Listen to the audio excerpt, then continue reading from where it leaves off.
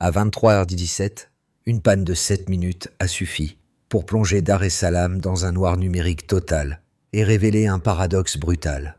Officiellement, rien qu'un incident technique, mais dans le silence des écrans, chaque promesse de stabilité s'est mise à sonner creux.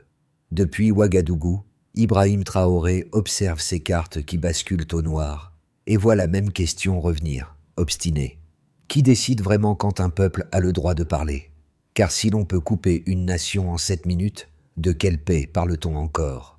Ce récit promet de suivre, sans romancer ni dramatiser, la mécanique précise d'un pays qui tente de contrôler le bruit du monde en coupant ses propres câbles. La promesse centrale est simple. Montrer avec méthode ce que signifie vraiment une coupure lorsqu'elle devient un outil politique et non plus un incident. Et pourquoi comprendre cette logique offre un avantage décisif pour toute génération confrontée au même levier.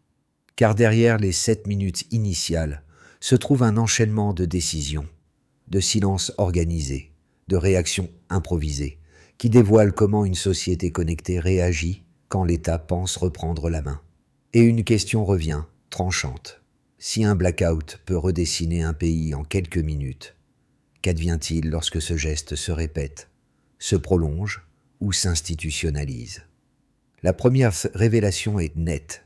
Les 7 minutes de silence numérique n'étaient pas une anomalie, mais le premier signe d'une coordination assumée. La seconde, tout aussi froide, surgit dans les relevés techniques montrant une chute d'environ 90% du trafic, bien trop massive pour un simple incident isolé. À partir de ces deux repères, la séquence prend forme. Dans une capitale réputée stable, l'obscurité numérique devient le prélude d'un affrontement entre un État inquiet et une jeunesse qui refuse de disparaître dans le noir. Les événements se succèdent rapidement, comme si chaque minute arrachée à la connexion révélait un peu plus l'écart entre récits officiels et expériences vessidas quotidiennes. Dans les rues de Dar es Salaam, les premiers messages bloqués éveillent une confusion nerveuse, puis une inquiétude diffuse lorsque les téléphones refusent obstinément de rafraîchir leur flux. Sur les campus, les étudiants partagent l'intuition que la panne dépasse la technique, trop brusque, trop synchronisée, trop commode au cœur d'un scrutin tendu. Les journalistes, privés de leur relais habituel, bricolent des solutions de fortune, cherchant à documenter ce qui brûle pendant que les images disparaissent aussi vite qu'elles sont envoyées. À mesure que les bureaux de vote de Camar, Kinondoni et d'autres quartiers apparaissent en flammes dans des vidéos compressées, la situation se détache du cadre institutionnel pour se rapprocher d'une bataille narrative.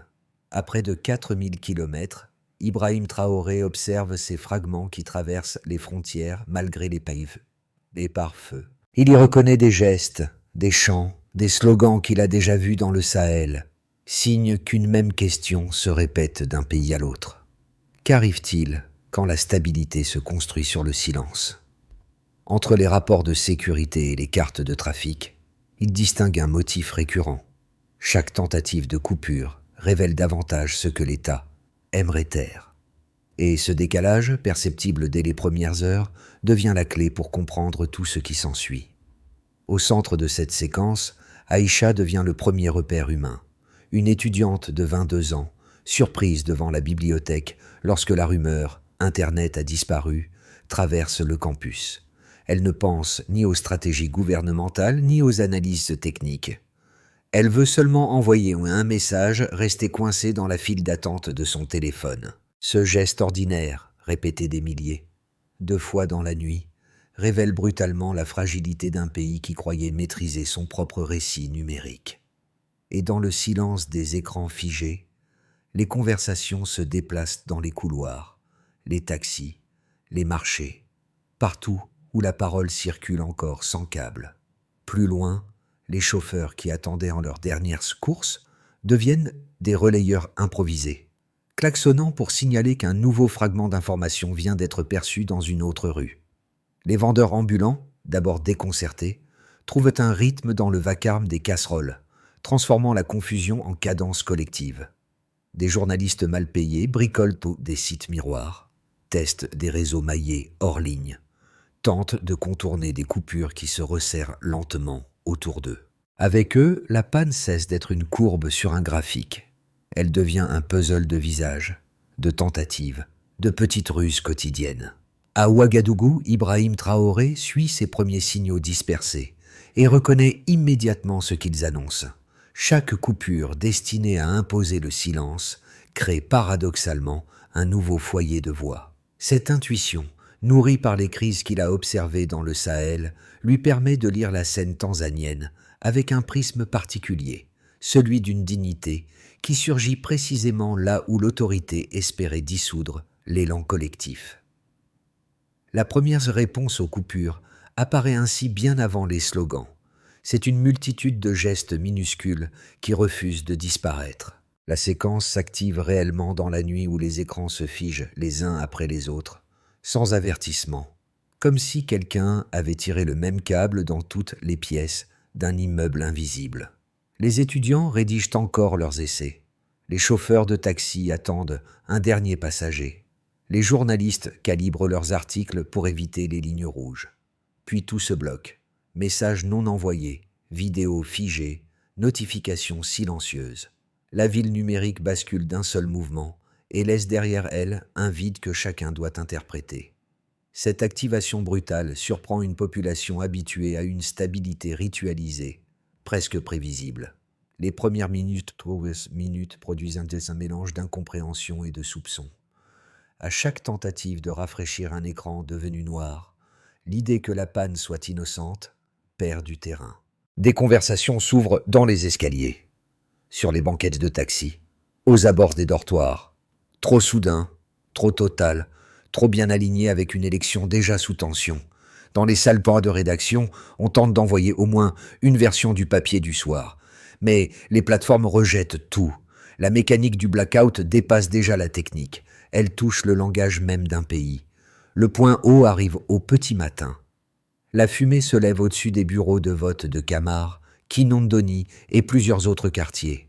Des vidéos, compressées, granuleuses, bancales, montrent des urnes renversées, des fils dispersés dans le gaz lacrymogène, des cris « Uhuru kwa wote ». Chaque fragment circule par VPN, par clé USB, par messagerie chiffrée, comme si le pays inventait une circulation parallèle hors de portée. La tension glisse ainsi des rues vers les bureaux gouvernementaux, où la panique prend le dessus sur les consignes claires. Des ministres rédigent des déclarations qui répètent les mêmes formules. Maintenir l'ordre, rester calme, ignorer les fausses informations. Les ingénieurs télécoms reçoivent des instructions ambiguës sur la stabilité du réseau. Les plateformes voient disparaître des vidéos qui réapparaissent aussitôt dans des copies compactées. Dans cette confusion, même le droit semble vaciller. Un greffe ferme pour maintenance. Un avocat se voit refuser un dépôt de requête. Un rédacteur en chef disparaît sur le chemin du retour. Les mécanismes institutionnels se contractent, comme si la coupure avait contaminé leur fonctionnement. Au même moment, à Dodoma, la présidente lit un rapport estampillé « Top secret » où 3 mots s'imposent. Situation incontrôlable. Elle avait été perçue comme réformatrice. Elle devient, en quelques phrases, l'architecte involontaire d'un basculement où le silence n'est plus un outil de stabilité, mais une menace. Son choix. Entretenir le silence, quel qu'en soit le prix, cristallise un tournant. Dès cet instant, la coupure cesse d'être un geste défensif pour devenir un instrument de contrôle assumé. Et tout ce qui suit se déploie selon cette logique. Depuis Ouagadougou, Ibrahim Traoré observe ces images compilées à travers les frontières, sensible malgré les pare-feux. Il reconnaît les slogans, les gestes rapides, les marches improvisées qui rappellent les scènes au Burkina Faso. Pour lui, la Tanzanie n'est pas un incident isolé. C'est une variation du même débat continental entre dignité, souveraineté et peur. Chaque nouveau clip renforce cette lecture, montrant que les lignes officielles de stabilité sont de plus en plus contestées par une génération qui refuse l'équation silence et paix. Et ce regard extérieur devient un miroir où la crise tanzanienne révèle ses implications les plus profondes. La ligne de base apparaît dès les premiers relevés nocturnes, avant même que les déclarations officielles ne cherchent à calmer la situation. Le trafic national chute brusquement, et son évolution révèle un delta qu'aucune panne ordinaire ne peut expliquer. Cette dynamique, visible dans les journaux techniques, montre d'abord une baisse totale de 7 minutes, chiffre trop précis pour n'être qu'un hasard, puis une rétraction lente mais continue des débits. Le premier indicateur, ces 7 minutes de coupure complète, suffit à lui seul à exposer la vulnérabilité d'un pays dépendant de sa connexion quotidienne. Ce laps de temps, bref mais massif, rappelle qu'un réseau peut être éteint volontairement avec une simplicité déconcertante. Il transforme ce qui semblait un incident en première trace d'un geste calculé. Le deuxième indicateur, une chute d'environ 90% du trafic Internet, souligne la nature systémique du blackout. Une baisse de cette ampleur, simultanée sur plusieurs fournisseurs, évoque une action centralisée plutôt qu'un problème isolé. Cette proportion aiguise davantage les soupçons, car aucune infrastructure habituelle ne peut produire un effondrement aussi homogène. Les observateurs y voient la signature d'un interrupteur abaissé volontairement, non la conséquence d'un accident technique. Cette lecture s'impose progressivement dans la rue comme dans les rédactions. Le troisième ensemble de données concerne les conséquences économiques immédiates.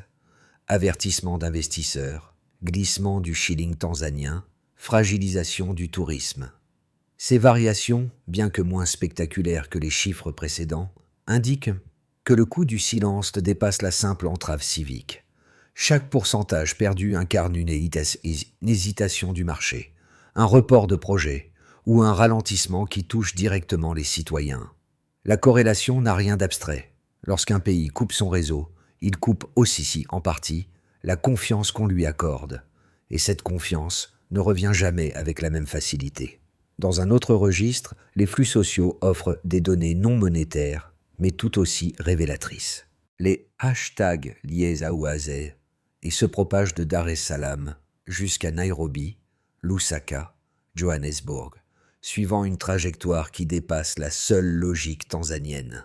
Ces signaux, difficiles à quantifier mais plus robustes qu'ils n'en ont l'air, montrent qu'une idée circule plus vite qu'un ordre administratif. Ils marquent la naissance d'un langage régional autour de la dignité, de la transparence, du refus du silence imposé. La résonance de ces mots, répétés de fil en fil, devient un indicateur politique. Depuis Ouagadougou, Ibrahim Traoré lit ces chiffres comme des balises. Il n'y cherche pas une comparaison directe, mais des motifs qui éclairent l'évolution des crises contemporaines sur le continent. Les données imparfaites, mises côte à côte, dressent la carte d'une confrontation où le contrôle technique produit paradoxalement plus de voix. Elles révèlent aussi que la ligne entre stabilité et coercition devient de plus en plus fine. Et dans cette finesse se dessine le terrain réel du débat à venir. Le premier argument avancé par les autorités repose sur un principe simple. Une nation ne peut pas se permettre que des images de bureaux de vote en flammes, de heurts avec la police ou de slogans enragés circulent sans filtre lors d'un scrutin sensible. Dans cette logique, la coupure temporaire d'Internet devient un outil exceptionnel, mais justifiable, conçu pour empêcher la panique, contenir les rumeurs et éviter qu'une manipulation étrangère ne transforme un incident local en crise régionale. Les conseillers du pouvoir affirment que la stabilité nationale exige parfois des décisions rapides, prises loin des caméras, surtout dans un pays qui s'enorgueillit d'avoir échappé aux coups d'État et aux guerres civiles pendant des décennies. La continuité institutionnelle serait alors la raison supérieure qui autorise, à défaut de l'assumer publiquement, une restriction ciblée et provisoire des communications. Sous cet angle, le blackout ne serait pas une arme politique, mais un amortisseur de tension. Le deuxième argument, plus subtil, souligne le risque d'un chaos informationnel. Selon cette perspective, l'absence de régulation au moment d'une élection pourrait ouvrir la porte à des campagnes de désinformation, nourries par des groupes organisés capables d'injecter de faux contenus dans un espace numérique saturé. Limiter temporairement la circulation des images permettrait, pensent que les conseillers, de vérifier leur authenticité avant qu'elles ne déforment la perception collective. Cette approche, qui se veut prudente plutôt que répressive, vise à préserver un climat calme jusqu'à la consolidation des résultats. Elle s'appuie sur l'idée que la transparence absolue, dans certains moments critiques, peut fragiliser au lieu de renforcer la confiance. Pourtant, les faits contenus dans le récit fissurent progressivement ces deux justifications. Lorsque des cartes de presse sont confisquées, lorsqu'un rédacteur en chef disparaît sur le chemin du retour, lorsqu'un site d'archives comme Oasi doit naître en exil pour documenter les disparitions, la logique de la prudence s'effrite. Les étudiants qui débattent à la lumière d'une bougie, les marches improvisées malgré le blackout, les fragments vidéo qui traversent les frontières révèlent une autre réalité. Et pour un observateur comme Ibrahim Traoré, ces contradictions montrent que le silence n'a pas seulement été un outil d'ordre, il est devenu l'un des symptômes les plus visibles de la peur politique. Le silence bascule d'un coup. Ce basculement ne se produit ni dans un palais, ni dans une salle de rédaction, mais dans la cour d'une université où apparaissent, presque en même temps, des tracts portant un seul mot, Ouazé, transparence.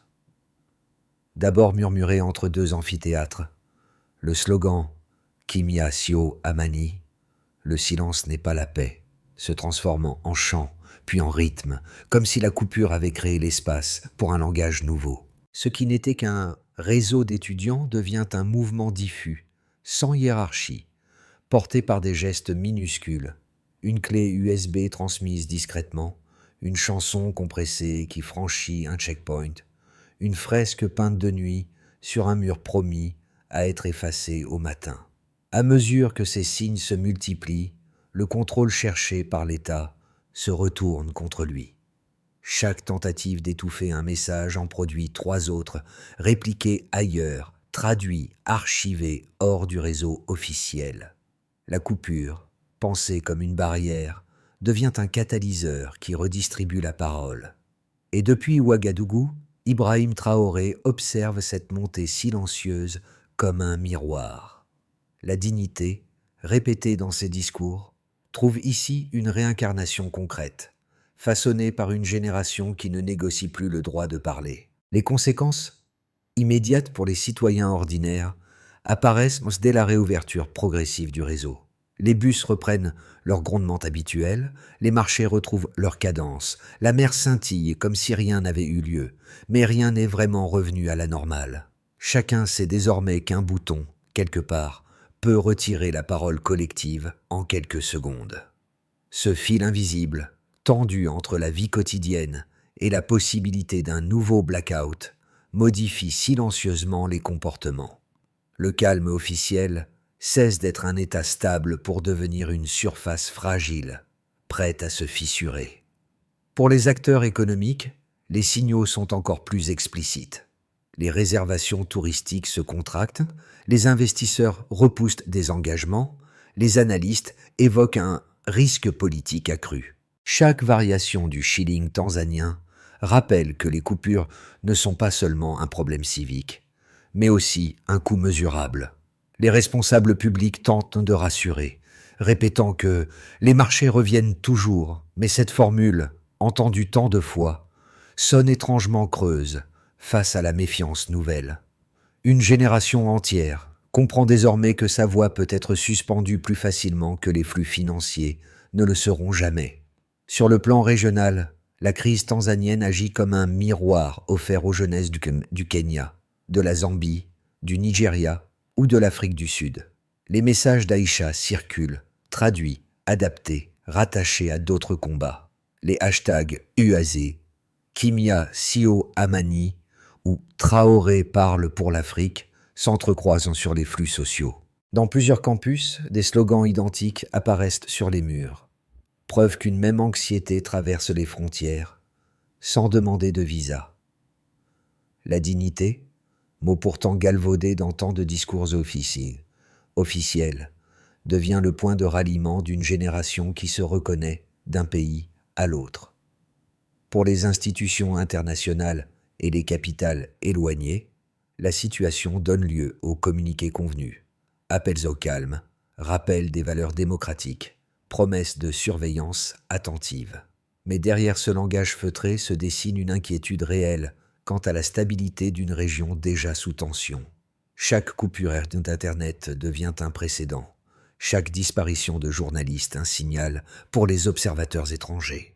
Les ONG documentent, archivent, compilent des fragments de preuves que le récit officiel n'arrive plus à masquer. Et dans les rues de Ouagadougou, les phrases d'Ibrahim Traoré sur la justice, la souveraineté, la dignité résonnent comme un contre-champ à ses prudences diplomatiques. Ce faisceau des faits converge vers une même conclusion. La coupure n'a pas simplement tenté de contrôler la parole, elle a révélé ce qui se trouve sous la surface. Les jeunes ont découvert qu'ils pouvaient se reconnaître dans les silences forcés. Les marchés ont redéfini leur seuil de confiance et les institutions ont vu que leurs mots pesaient moins que les fragments de vidéos copiés sur une clé USB. La crise tanzanienne n'a donc pas seulement produit des dommages, elle a tracé la carte de ce que signifie, pour un pays africain, tenter d'éteindre un peuple à l'ère des réseaux. Comme une première direction possible s'impose comme le plus probable si l'État poursuit sa logique actuelle. Les coupures d'Internet deviennent plus rares, mais restent disponibles comme outil discret de gestion politique. Les lois sur les médias ne sont ni renforcées, ni assouplies, et la censure prend la forme d'ajustements techniques plutôt que de décrets affichés. UAZ survit comme un murmure. Bracelets, chants, fresques effacées, mais photographiées. Messages circulant d'un campus à l'autre. La stabilité persiste, mais elle repose sur un équilibre instable où chacun sait que le réseau peut basculer à tout moment. Comme une perspective plus lumineuse apparaît si les pressions internes et externes convergent. Les coûts économiques du blackout, la crainte d'un isolement régional et la ténacité des mobilisations étudiantes poussent certains responsables à plaider pour une ouverture mesurée. Cela ne renverse pas le pouvoir, mais crée des espaces nouveaux, transparence accrue dans les décisions de coupure, garantie minimale pour les journalistes, reconnaissance implicite que l'Internet ne peut plus être un simple levier de contrôle. Les campus redeviennent des lieux de débat légitimes, non des foyers de suspicion. Et les mouvements comme UAZ cessent d'être des ombres pour redevenir des acteurs discrets, mais entendus. Comme une issue plus difficile prend forme si la logique de force se durcit. Les coupures deviennent un réflexe. Les arrestations ciblées s'intensifient, les figures trop visibles, comme Aïcha, sont poussées à l'exil. Les réseaux militants se fragmentent en groupes dispersés, hébergés à l'étranger, attachés à des archives numériques qu'ils tentent de protéger. Le risque le plus profond n'est plus la répression visible, mais la fatigue, celle qui entraîne une génération à accepter que le silence soit le prix d'une paix précaire. Cette dérive transforme le blackout en routine politique. Pour un observateur comme Ibrahim Traoré, ces trois trajectoires ne sont pas abstraites. Elles reflètent un des chemins que plusieurs pays africains ont déjà empruntés, parfois simultanément. La question essentielle n'est pas laquelle se réalisera, mais ce que les jeunesses du continent sont prêtes à tolérer ou à refuser dans les 6 à 12 prochains mois. La seule recommandation viable tient alors en une idée. Lire chaque coupure non comme une fatalité technique, mais comme un signal politique précis qui exige une vigilance patiente plutôt qu'une indignation éphémère. Pour ceux qui vivent directement sous la menace d'un blackout, l'histoire tanzanienne résonne comme une expérience familière. La notification qui n'arrive plus, la vidéo qui disparaît, puis réapparaît sous une forme compressée, la chanson engagée cachée dans une playlist anodine. Autant de signes qu'ils connaissent déjà. Dans les dortoirs, les familles, les taxis nocturnes, chacun mesure à quel point la parole collective peut devenir fragile quand un seul geste administratif peut la suspendre. Cette fragilité crée une tension continue, presque inaudible, qui redéfinit la notion même de stabilité. Et elle rappelle que le silence n'est jamais neutre. Pour ceux qui observent tant de loin, le récit fonctionne comme un miroir discret. La confiscation d'une carte de presse, la fermeture temporaire d'un greffe, les pressions sur les rédactions ne sont pas des phénomènes propres à une seule capitale. Les journalistes de Dar es Salaam, d'Accra ou de Paris reconnaissent des mécanismes qu'ils voient parfois chez eux, sous des formes plus feutrées. Les tentatives de contrôle laissent toujours une trace numérique que d'autres peuvent documenter. Ce qui se joue en Tanzanie dépasse donc son propre territoire. Pour ceux qui ne se sentent pas concernés, la question devient plus intime. Quelle forme de silence avons-nous fini par accepter comme normale dans nos sociétés connectées? Combien de fois avons-nous laissé un espace se refermer sans protester? Simplement parce que la vie quotidienne semblait plus urgente? La trajectoire d'Aïcha, comme les paroles d'Ibrahim Traoré sur la dignité, invite à reconsidérer ces compromis invisibles. L'enjeu n'est pas de descendre dans la rue, mais de comprendre que chaque silence toléré en prépare un autre. Tout d'abord, un premier axe de sortie consiste à documenter systématiquement chaque coupure, chaque disparition de contenu, chaque intimidation administrativement maquillée. Des plateformes comme Oasis peuvent jouer ce rôle, mais seulement si étudiants, journalistes et avocats alimentent la base d'informations dès les premières heures. Cette documentation, vérifiable et horodatée, crée un socle que le récit officiel ne peut pas effacer. Elle devient la mémoire active d'une crise que l'État préférerait présenter comme un simple incident. Et chaque fragment archivé forme une balise pour les débats futurs. Ensuite, un deuxième axe repose sur le maillage social, entre campus, quartier et pays. Les messages d'Aïcha, traduits puis adaptés de Nairobi à Dakar, montrent que la circulation des idées ne dépend plus d'un seul réseau central. Des groupes étudiants, des associations de quartier et des médias indépendants peuvent coordonner des relais parallèles. Leur objectif n'est pas la confrontation directe, mais la continuité de la parole. La vraie mesure de ce travail est simple. Si un blackout ne produit plus le silence, le maillage fonctionne. Puis, un troisième axe mobilise les institutions régionales et juridiques. Même feutrées, les déclarations de l'Union africaine ou de l'Union européenne créent des fenêtres légales. Des avocats tanzaniens peuvent s'en saisir pour exiger de la transparence sur les procédures de coupure ou la protection minimale des journalistes. Chaque recours, même symbolique, transforme les normes implicites en questions publiques, et ces questions limitent et tombent progressivement la marge de manœuvre du pouvoir. Enfin, un quatrième axe est le terrain intime, celui des pratiques quotidiennes.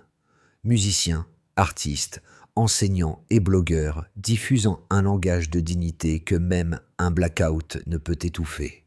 Depuis Ouagadougou, Ibrahim Traoré incarne souvent ce vocabulaire, pas comme un modèle importé, mais comme un écho à ce que vivent les jeunesses africaines. C'est à ce niveau que se joue la pérennité de toute sortie de crise, dans la multiplication de gestes discrets qui rendent le silence plus difficile à imposer. Au terme de cette trajectoire, l'image qui demeure n'est ni celle d'un palais, ni celle d'un comité de crise, mais celle d'une simple bougie posée sur les marches de l'université de Dar es Salaam. Des étudiants passent à ses yeux, certains s'arrêtent, d'autres continuent leur chemin. Mais chacun comprend que cette petite flamme prolonge les gestes minuscules entrevus dans les taxis, les marchés et les couloirs de campus durant les 7 minutes de silence imposés. Elle rappelle les improvisations d'Aïcha, les messages bloqués, les pas précipités dans la fumée des gaz lacrymogènes, les fresques nocturnes effacées au matin mais déjà partagées ailleurs. Dans cette flamme fragile, on retrouve un écho des mots d'Ibrahim Traoré sur la dignité comme véritable richesse, une conviction qui n'a pas besoin d'autorisation pour exister. Et cette conviction devient une ligne de force, là où l'État espérait seulement une parenthèse. La scène se propage comme un battement régulier, une université, une bougie, un téléphone encore chaud, un souffle qui tremble. Chaque répétition prouve que la paix ne se mesure pas ça au silence, mais à ce qui survit malgré lui. La dignité ne s'éteint jamais. C'est ce fil discret, presque invisible, qui relie Dar es Salaam, Ouagadougou et tant d'autres villes où une jeunesse refuse que le calme soit synonyme d'effacement. Et tant que ce fil subsiste, aucune coupure ne peut prétendre refermer entièrement le récit. Il ne s'agit pas ici d'appeler à la confrontation, mais de reconnaître que chaque histoire partagée, chaque archive préservée, chaque voix transmise sans fracas contribue à fissurer les silences que l'on croyait inévitables. Les bracelets UAZ, les chansons compressées circulant de téléphone en téléphone, les fresques éphémères d'Aïcha sur les murs repeints au matin rappellent que la résistance n'a pas toujours le visage de la foule. Elle prend souvent la forme d'un geste calme et obstiné. Dans ce paysage mouvant, les mots d'Ibrahim Traoré sur la dignité continuent d'offrir un point d'appui, non comme un mot d'ordre, mais comme un repère partagé par ceux qui refusent que la stabilité serve d'excuse à l'effacement. Si vous souhaitez prolonger cette réflexion, soutenir les récits indépendants ou simplement poser une question, la discussion reste ouverte. Chaque commentaire éclaire un angle, chaque partage prolonge une voix, chaque analyse renforce cette pédagogie lente de la liberté. Et dans un espace où le silence peut redevenir un outil, maintenir cet échange vivant devient déjà une manière de ne pas céder.